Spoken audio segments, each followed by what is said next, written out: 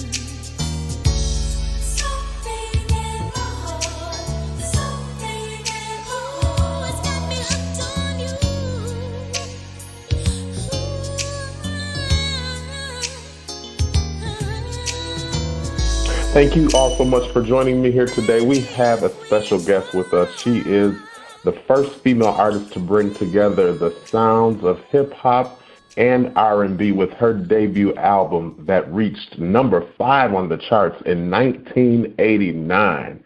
Thanks to the hits of No More Lies, Nicety, and Something in My Heart, please help me welcome the one and only singer-songwriter Michel'le. Michel'le, how are you today? Amazing. How are you? Doing very well. Thank you so much for joining us. I want to talk about your journey, not just in music, but in life, because you, I believe, have something that can help so many young women, both professionally and personally. But let's start with the biopic. You had a biopic 2016 called Surviving Compton, Dre, Suge, and Michel'le, which tells the story of your survival through the time where women weren't given the freedom or the power in the business of music like they are now. What sparked that whole idea for Surviving Compton? Well, the great thing about that was when they did their movie, NWA did their movie, Dre kind of left me out a little bit. So he kind of opened up that window for the internet and Twitter and all those things to start talking about why isn't she in the movie? Where's Michel'le? We knew she was there. Where is she? Where is she? So then I got word back like, well, I'm okay. You know, then people wanted to interview me and ask me, well, how do you feel? And I said, it's their movie. I don't feel any kind of way. I said, you know, he could have written me in and said anything he wanted to. He left me out, so I took that as a compliment. Thank you. You know, it didn't bother me. After a while, I think some of the, of course, the, you know, people who have these companies came and, you know, said, what do you want to do? I said, well, I got on Wendy and I just said, you know, I'm going to do a made-for-TV movie. And I just said that because Twitter was saying all that. I didn't even have no movie yet. And next thing you know, I went in a meeting that next week. And they loved it. Leslie Grice over at Think Factory, he pulled a meeting, and at first they said, no, there wasn't enough content there. And then Liz Gately at Lifetime, she got a hold of it in New York, and she called Leslie and she said, I think this is good for her to tell this version because she can help a lot of women. A lot of women with this. And that's why I did it, because they convinced me that I could help women do it. Because my first response was, nobody's going to care about a little black girl from the ghetto getting beat up. That's what I said. That was my initial thoughts when they asked me. Wow. Well, we care more than you realize, and for so many reasons, because many people, and we'll get into it, but many people didn't know that all of this was going on. You know, all of this music was coming forth, and people were enjoying it, and the artists, they were loving NWA and Michel'le, and they had no idea what was going on. And honestly, it really kind of speaks to some of the stuff we see in some of our reality shows now in the hip-hop genre. You know, your story kind of alludes to these people and what really goes on behind the scenes in music, you know? Yeah, that's why I called it the fairy tale in our song. The fairy tale isn't for everybody. It's just not. And a lot of people, when they get the fairy tale, they make the fairy tale look like the fairy tale. How can you make the fairy tale look like the fairy tale? Well, that's what you do. It's called smoke and mirrors. But we were ahead of our time, you know, like Ike and China. They was ahead of their time. And it became normal. Look how normal it's become. It's almost like now we just go, oh, another one. You know, it's not even something. Yeah, it's not even like we know what to do with it anymore, because it has some kind of placement in just the idea of the order now, because the money and the power, and everybody wants a fairy tale, and however I have to get it. You know what I mean? And I didn't. I walked away from that fairy tale. I said, that fairy tale ain't big enough. That's not what I want.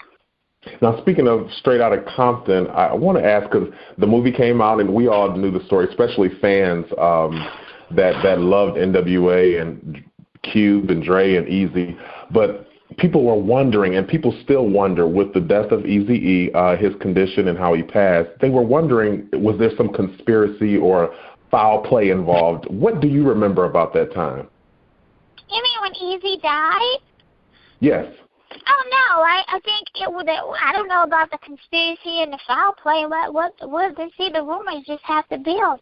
I don't know. Eazy was he was sick for at least months and months and months. When you see him and talk to him, he was coughing, and it looked like he had bronchitis or asthma, because that's all we could chalk it up to, because we knew nothing about AIDS. You know, it hadn't hit the community like.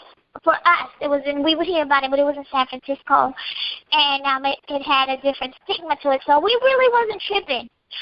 But he just seemed like he had a cold for a very long time, and then he could barely talk. He couldn't breathe. He would be talking, and in the way that he would talk, he could breathe. He was coughing as he talked. It was like it seemed very hard. So we thought it was like bronchitis, because that's all we could just chalk it up. But that's just us trying to self-diagnose at the time. But anyway, and he did go to the doctor, and I guess a couple doctors did miss it and misdiagnose it. And by the time he got around to knowing what it was, he was already in full-blown AIDS. He had carried the virus for, they said, maybe 8-9 years. Wow. So isn't that something? That's what's so amazing about the disease. And let me tell you what's even funnier about that. When we found out and he died from it and everything, do you know people's sex capades went up? Like, I'm completely terrified. Man, Dre, skirt. No more, let's talk about it. You know, I was like, no, because we didn't know anything about it. He was the closest thing to it that died from something we still didn't know anything about. And everybody's sex was still just as rampant and just as free and it was just what it was. No one still paid attention to it. Everybody just brushed it under and put their own, like you say, put a conspiracy theory on it, and separated themselves from it like it could never be them. Isn't that weird? That is crazy. But it's what happened. Wow. Wow. Well, God rest his soul. Do you know, and I don't know if that was made known in the movie or not, but do you know whether if he made peace with particularly Cube, because I know him and Cube had some differences at that time. Do you know if he made peace with him before he transitioned? I have no idea what any of their outcomes were before he passed. I have no idea, but I would hope that they did. I didn't see a Straight Outta Compton, by the way. Still happen to this day. But I would hope that they did. Yeah. You and a part of NWA was your first love, I would say. I would think, and you could tell me if that was different, was Dr. Dre. He was a big part of that movement with NWA, and he was responsible for many of your first hits. And you guys eventually became a couple. Take us back to that time. At what point did you say, I think I like this guy, I think I could be in love with this guy? Oh, okay, you got the story backwards. I didn't come in being an artist for Dre. I came in as just being a girlfriend. When I first met Dre and went in to sing Turn Out the Lights, that was Lonzo who brought me to the studio. I didn't know Dre. And I went in and sang it and went back home. And I heard from Dre a few weeks later. He got my number, I guess, from Lonzo and started calling my house every morning at 9 a.m. to say hello. And that's how I met him. I was just his girlfriend. I didn't come to him to be with him to be in the industry at all. He was doing mixtapes at Compton for Compton Swap Meets, and I would be able to get on skits and stuff and just do, he would sell the tapes, and that's how we ate. But I was just a girlfriend. Wow. So you were girlfriend, then became artist. Okay. Yeah, okay. And it was an easy deal because I went to a meeting at Jerry's with Dre one day, him and Easy and Jerry, and then Easy looked at me and went, "Don't you sing?" And I said, "Yeah." I was real shy. I went, "Yeah." And then he said, "You want to record deal?" And then I looked at Dre for approval because that's what I did. And he said, "You want to do it?" All right, that's cool. So he looked at Easy. He was like, "Yeah." I said, "Really? Okay." That was it. Wow. Do you think that dynamic of business is what interrupted or disrupted your relationship? If I could go back, and I never do because that means you regret things, and I don't regret anything. This is my journey. I probably would have stayed the girlfriend. But then I wouldn't have been Michel'le, and I wouldn't have had my 2 babies. So, no, I won. I can't, you know what I mean? I can't, to me it's a win-win, but because everybody can go back and say what they were doing in hindsight. The reason I say I would have stayed the girlfriend was probably because I would have probably left a lot sooner. You know what I mean? I wouldn't have stayed because of all of the luxuries and the fun and the believing. I think if you're just with somebody for a little bit of time and they hit you, go. I don't think I would have probably endured it, the way I did and stayed after, Wow. I don't think so. I think once we became that team, like Dre and Michel'le, I was obligated to smile in the camera. You know what I mean? I had to, yeah. So. You mentioned in a recent interview that he had a dark sense of humor. What do you mean by that? Oh, man, Dre is funny. He plays jokes on you that you have to think is funny. One thing about Dre when you're around him, if he say the moon is blue, you better say the moon is blue. You know what I mean? And he won't. He's just that type of person. So his dark sense of humor, you really have to have a sense of humor to think it's funny. Really. And he loved playing practical jokes, and he used to. I don't know if he's still like that, but yeah, no, he's funny though. He's funny, but it's a dark sense of funny. Yes. Later down the line, you leave Dre, and you correct me if I'm wrong. You leave Dre and end up with Suge. What's the time frame between that? How many years or months was it between you leaving Dre and ending up with Suge Knight? Well, me and Suge had become really cool friends years before that because I didn't like Suge in the beginning. I didn't like him, and I didn't want, when people would flock to be around him, I would go in the corner somewhere. I just didn't like him. I had bad vibes. And I tried to tell Dre, and the very first, I was like, oh my God, there's something about him, but I couldn't explain what it was, and then Dre just told me, don't worry about it, because it's just business, and don't worry about it. So I said, okay, but I just saw, I didn't never see nothing, hadn't heard anything at that point. It was just the feeling. And so Suge picked up on that, because that man has a human animal instinct. So every time after he would see me or come, because he stalked us, he knew where our videos was, he knew where we was hanging out, he knew what clubs we went. I mean, it was like he just started popping up everywhere we was. And he would come up to me and go, how you doing? And I would just go, good, with no conversation. Oh, you enjoying yourself? You know, he would do small talk with me. And I would just, and I would never look at him in the eye. And it was really weird, but he picked up on that. He, basically, I think when he first met me, he was like, I'm going to make her like me, regardless of what I got to do. Because I was the only one that was not all like, oh, that's Suge Knight. Because he was a local hero to some people, I guess. And that was it. And then after, we became friends, because he started teaching me about the business and this and this and that, and telling me, because he was trying to, get me to like him. And I started listening, and I would go, oh, Dre, this is going to be cool, and you got your office and everything. And, and I'm thinking, I'm just, I'm on the label. Well, what else I'm thinking there's nothing wrong with that. I'm on the label. It wasn't like I was going out to eat with him by myself. I was there was the attorney there was his friend, whoever this she, you know what I mean? It was people. It wasn't just me and him. So, at that point, he was the head of the company, and every time Dre would get in trouble, he would say, I'm going to call Suge. I'm going to call Suge. So here I am. If I got a problem, I would go to Dre, and guess what he would do? I'm going to call Suge. So here I'm going to my man, who's going to the next man, saying he's going to take care of it. So I'm going, all right. So at some point, Dre, I went away, I asked about this. It really stems from that day when I said I needed help, and Suge sent me away. And I mean, he did. He took me seriously and everything. And that's when I really said, this is a good guy. Thank you. To help him, to me, he kind of saved my life in a sense of I was destructive. I was completely in a bad place.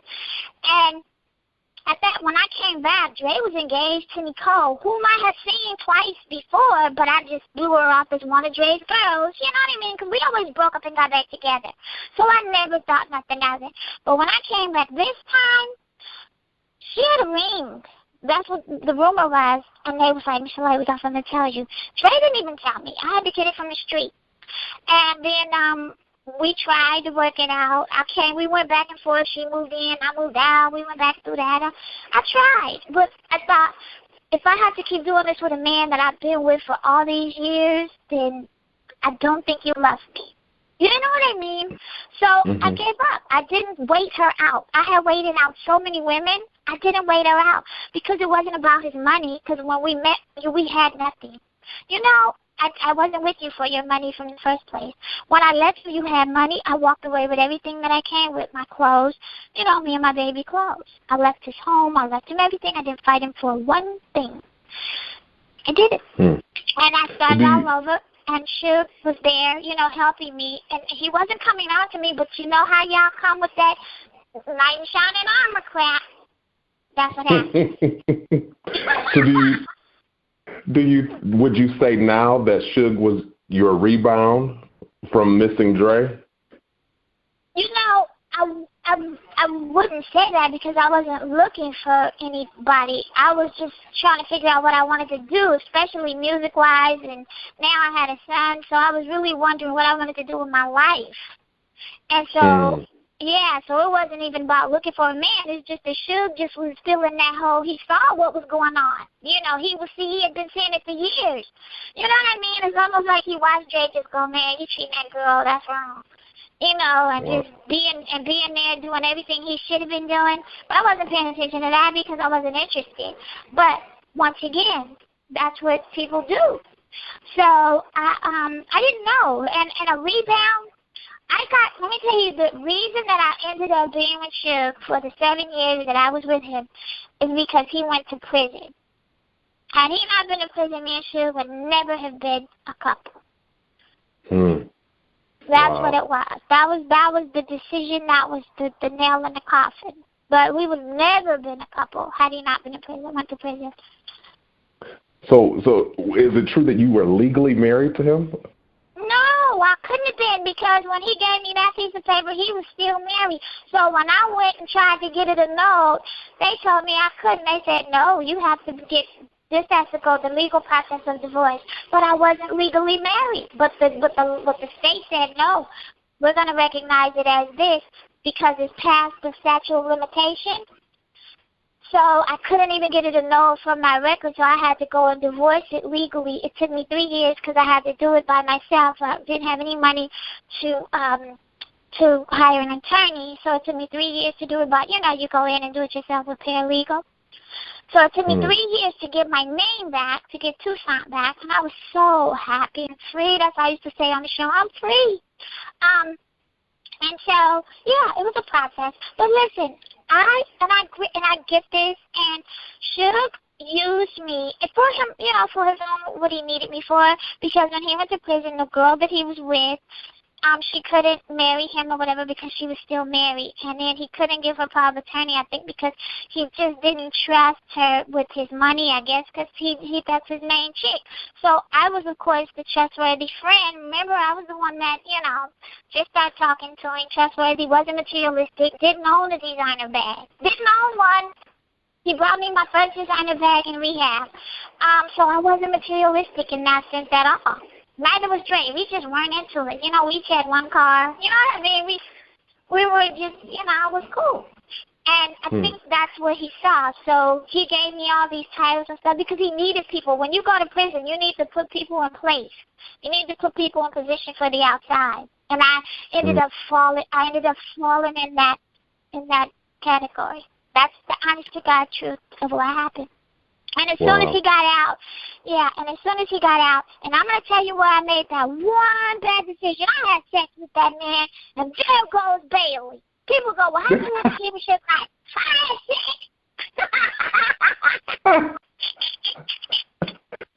Oh, Lord. Oh, God. Yeah, I had sex. That's what happened.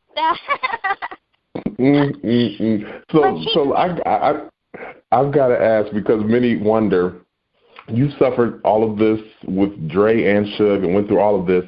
Where was your family? Where was your brother and your father, the guys and the men that stand up for the young girls? Where were they during this period?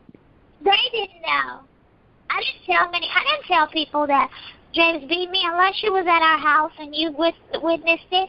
I didn't tell people that. And if you got a glimpse of one of my black eyes, because I kept glasses on, so it's not like they really saw that. I didn't think. Let me tell you my rationality why I didn't tell people. Because why would I put you in my business and then you and Dre fall out over something that I know I'm going back to? I'm not leaving him. So it's no sense in y'all falling out y'all friendship over me, because I'm going back to him. So now you done fell out with him over me, and I'm staying with him, but now you don't have a friend. I just couldn't see that. I just didn't. But why stay? Why stay? Because I didn't know any better. What else did I have? He was my all and be all. He was it for me. My father had his wife where he lived with, happily ever. I didn't really have a relationship with him like that. And my mother, she was out doing what she do. My mother, my parents weren't the loving, I love you, give me a hug type. I didn't have those kind of parents. So he was everything. When that boy said he loved me, I was like, okay, you him. You know what I mean? He was my end of all be all. Wow. Now, you mentioned your parents weren't affectionate, and I think a lot of people can identify with that, more people than would probably admit. What has that relationship been like now, since you're grown and they are aware of what you went through? Are they different now? Oh, absolutely. Me and my mother had, before she's dead, but before she started traveling, we had that last almost 2 years to kind of get to know each other and ask questions and everything. And then abruptly that last year when we were really asking the questions and talking. She passed away, but I did get to ask a lot of questions, and she was so godly honest that if I told you what she said, you would think she was brutally mean. But she was so honest with me that I love that honesty.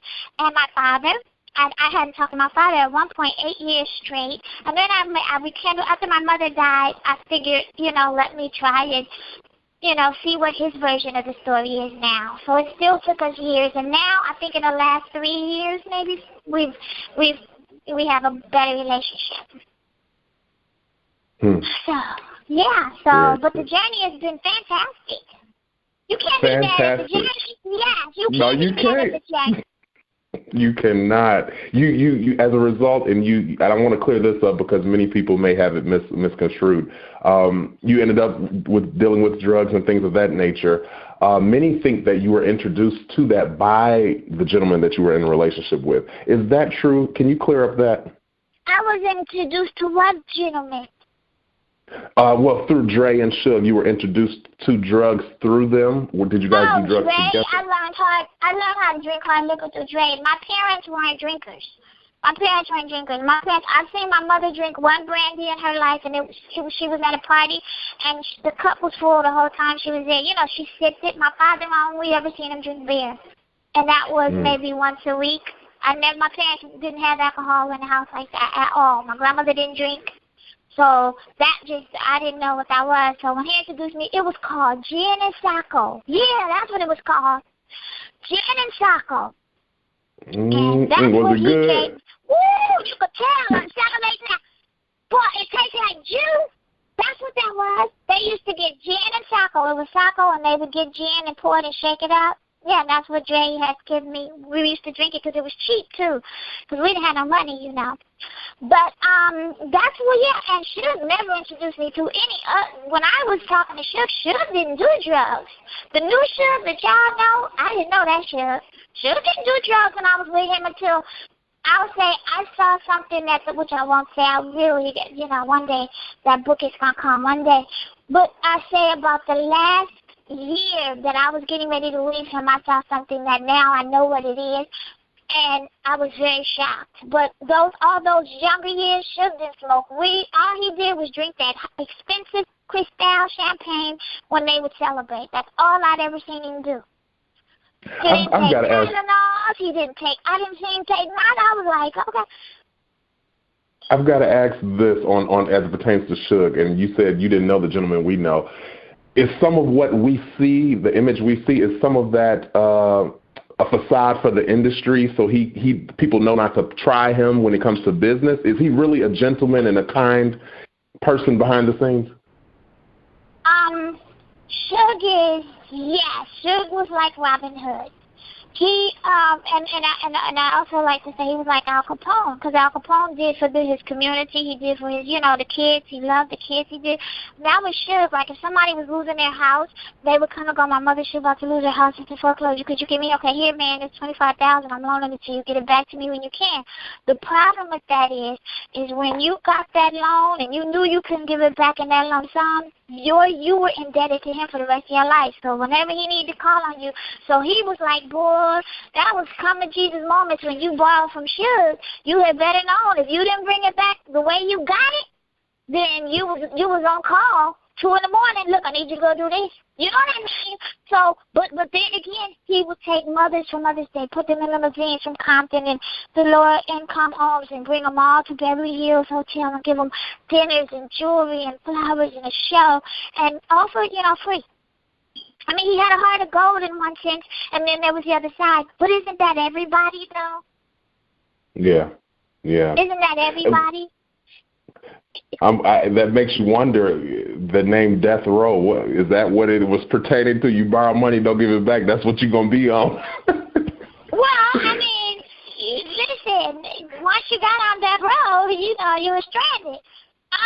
No, I just think that Death Row was, I don't even think that Suge initially, that wasn't his name. I think he kind of jacked that name too. That's another story. But it fit the label very well. Because Dre wanted to name a label when they were partners in this venture, I think it was something Moon or Black. First it was Black Market. It was a couple names he was throwing around, but they didn't work out.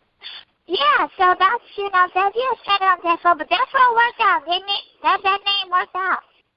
It worked out. I guess a lot of people are curious because you've been open about your story so long now. Has Dre or Suge apologized for what they did to you in that time? You know what? No, because you have to understand, these are men that don't think they did anything wrong.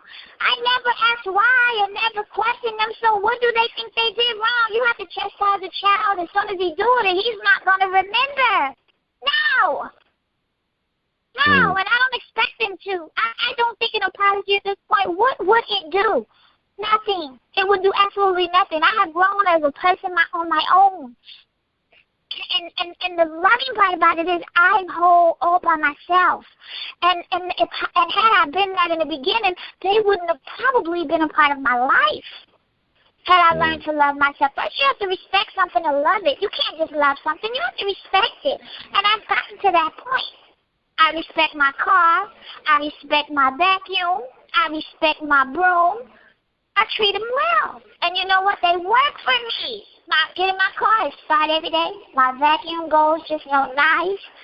You know what I mean? Because I take care of them. You can't just love. People throw that word around too loosely, love. Oh, I love this. I love you. I love that. I love this. You have to respect something to love it. That's right. What about the children? How are they dealing with being faced with what their fathers did to you? Amazingly enough, they're really well adjusted. Now I don't know how that's going to do to them in the future, but my son is 27, so I think he should be adjusted. He should be there. My daughter is 15. She'll be 16 in November, and she's probably going to, she has her moments, but other than that, she's level-headed.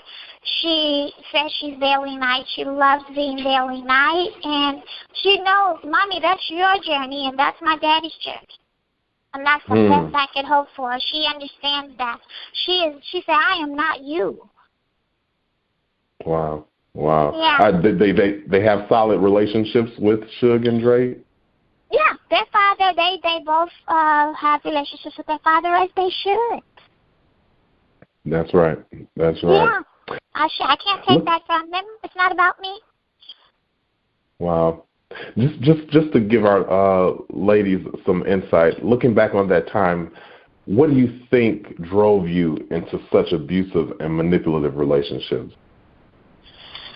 Not knowing what it was to be loved and treated and respected and cared for. Not to know, I didn't know what it was. I didn't know what it looked like. There was no book on it. There was no face. Didn't get it from the household. So I had to learn it in the streets the hard way. But if you got somebody in your life right now that can tell you, girl, and they're talking to you, please listen to them. Because they're not going to treat you wrong. Grandmother, father, mother. You may not agree with them, but listen to them. That's right. Your popular song, Something in My Heart, was a game changer. It became the anthem for many women. What's in your heart today? I mean, the same thing. Something in my heart. No, same thing. I think that song still resonates. I think that I've evolved into a woman of just knowing what love is. All those songs I wrote about wanting to be loved and find love, that's what it ended up being my journey, is I'm finally there. Like, I can't even write a sad song because I'm so happy. I know y'all waiting on that reprise of Something in My Heart. Shoot, I got to find an idiot to make me mad to write it. I'm so happy. Oh, my goodness. So are you in the journey of love? Have you met someone? No, I'm not even doing that yet. I'm going to wait. I'm trying to wait until my daughter, she'll be 17 next year, and that's when I'll start looking, because she's in those prime little years there where it's about her and the me. And if I start dating and he's going to want my attention, I don't need her going and rebelling and all that. I'll wait. Yeah. I'll wait. I got time. It's worth the wait. It's worth waiting for. It's worth waiting for, yes, and just letting her know that I'm here. I'm all she has right now, and that's what we're going to do. So, Wow. Well, Michel'le, I appreciate you joining me. Let our listeners know how they can connect with you and when they should be on the lookout for new music. Oh, y'all been looking out for this music for years. Me too. But it's coming this year. That's absolutely this year. Even if I do covers this year, I'm dropping something because there's a couple covers that I've been wanting to do for years too. So don't worry. Don't worry. I'm doing a Christmas song this year too. Don't worry. Y'all definitely gonna hear music. I'm on Dash Radio, Dash X. Yes, I love doing radio too. And I have T-shirts coming out. I'm working on a show for something coming out next year. Probably won't be out till like next year or probably 20 if I can get it going. And what else am I doing? Oh, I'm signed to animation. So hopefully you guys, I'll book something and you'll hear me on commercials. I'm trying to I want to be a bear. A cute little bear. Teddy bear. Yeah, a cute little teddy bear. That would be cute. Isn't that cute? I just love your personality and sense of humor, and what I love, and I'm gonna tell you this. I love the fact that you can laugh through all of this that is going, and you can find joy still. I think that is so important, and you keep doing that. That is so important. I love that. Well, that's where the funny comes from. But everybody can't get there because they're exceedingly mad and resentful. They can't see it. Those things are hilarious. The things you do, you got to go back and laugh at them. I'm sorry. If you made it out okay, you got to have some. If you'll go, I can't believe I even followed that fool to the cliff. That's funny because you did. You did. We be talking about our kids, and I'll say, you know what? And then we just be talking about, and this and this and that. And then I'll stop them and go, but you know what we did wrong? And they go, what? We slept with them. We chose them. As mad as you are, boy, you still got to find the funny because it is. It's just life is. Life is a big bowl of just laughter. It just has to be. Because the things we do are comedy. It is. Mm-hmm. It is. Well, Michel'le, you keep pressing on and keep doing what you're doing, and best of luck to you and all that you have going on. Thank you so much.